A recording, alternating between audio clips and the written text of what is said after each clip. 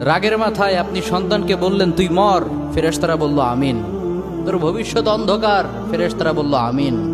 রেগে মেগে আপনি আপনার মেয়েকে বললেন জীবনেও তোর কপালে স্বামীর ভাত জুটবে না, ফেরেশতারা আবারও বলল আমিন। আচ্ছা, আপনি না সেই ব্যক্তি যে তার নিজের জীবনের চাইতেও সন্তানকে বেশি ভালোবাসেন? আপনি না সেই ব্যক্তি যে তার সন্তানের জন্য হাসতে হাসতে নিজের জীবনটাও দিয়ে দিতে পারেন?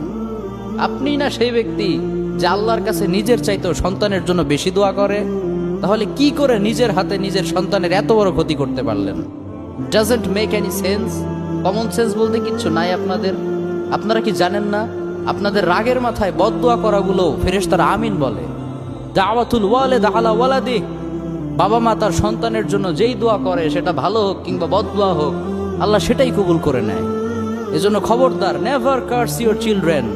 রাগের মাথায় কখনো সন্তানকে অভিশাপ করবেন না। খুব বেশি রাগ উঠে গেলে তার জন্য উল্টা